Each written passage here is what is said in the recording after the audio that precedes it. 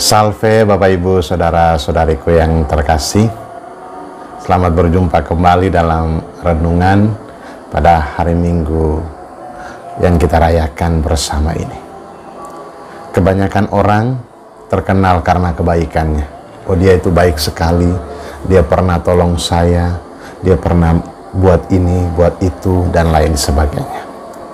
Ada orang juga terkenal karena memang ganteng atau cantik, yang biasa kita lihat lewat artis-artis yang kemudian mereka mengidolakan.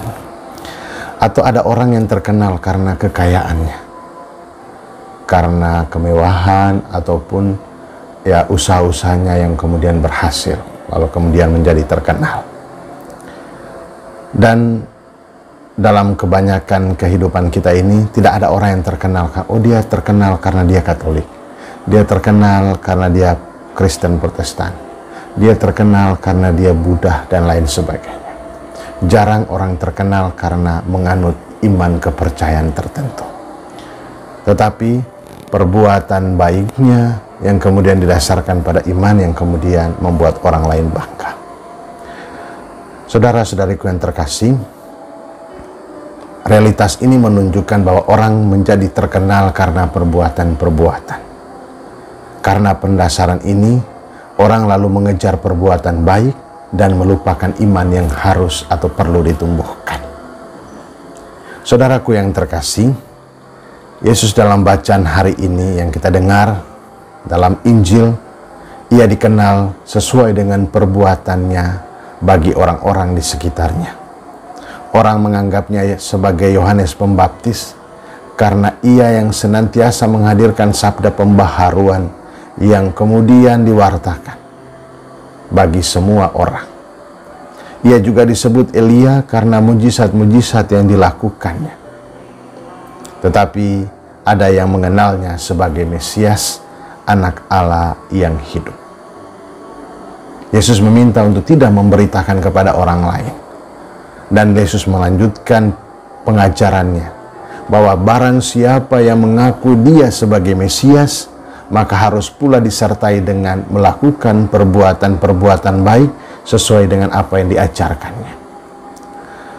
Setiap perbuatan harus didasarkan pada iman akan Kristus dan bukan mengandalkan pikiran sendiri ataupun mengandalkan kemampuan-kemampuan diri kita sendiri. Seperti Petrus yang berusaha menarik Yesus ke samping, tetapi kemudian Yesus menegurnya, "Enyalah engkau iblis." Saudaraku yang terkasih, kita semua juga pasti tidak mau dikatakan sebagai iblis. Maka Rasul Yakobus dalam bacaan yang kita dengarkan, bacaan kedua, menuliskan seperti ini: iman tanpa perbuatan adalah mati, atau kata lebih keras lagi, pada hakikatnya adalah mati. Maka iman akan Kristus harus disertai dengan tindakan nyata. Namun sebaliknya juga, tindakan nyata atau perbuatan itu harus didasarkan pada iman akan Kristus, supaya bisa bermakna dan berdaya guna. Yesaya menuliskan dengan lebih tegas lagi, bahwa iman harus nyata dalam perbuatan, yakni siap untuk menanggung segala sesuatu karena kita percaya pada Allah. Siap untuk dihina, ditolak, dipukul, dan lain sebagainya. Bapak, Ibu, saudara-saudariku, umat Tuhan yang terkasih, dalam kehidupan sehari-hari kita sering berhadapan juga dengan orang seperti ini. Hidup beribadahnya baik, rajin dalam berbagai kegiatan rohani, tetapi suka marah-marah di rumah, keluarga tidak diperhatikan, dan lain sebagainya. Orang-orang seperti ini kemudian seringkali dikenal sebagai orang-orang yang memiliki kesombongan rohani. Tetapi ada pula yang mementingkan perbuatan, yakni berbuat baik, banyak sumbang ke gereja, dan itu orang sudah merasa cukup. Berbuat baik saja, daripada rajin ke gereja tapi tidak berbuat baik. Saudara-saudariku yang terkasih,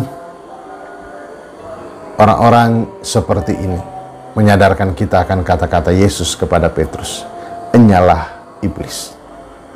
Tanpa kita sadari, kata-kata pembelaan seperti itu terdengar bagus, terdengar indah, tetapi kita lupa bahwa itulah cara setan menggoda kita, agar kita tidak mengamalkan apa yang kita imani, dan kita tidak mendasarkan perbuatan kita pada iman yang benar.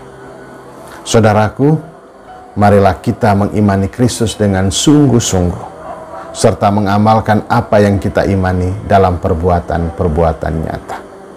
Mari ingat kata-kata Santa Teresia dari Kalkuta, lakukanlah setiap perbuatan kecil sekalipun dengan cinta yang besar, dan ditambah lagi didasarkan akan iman kita pada Kristus. Selamat hari Minggu, Tuhan Yesus memberkati. Bapa dan Putra dan Roh Kudus. Amin.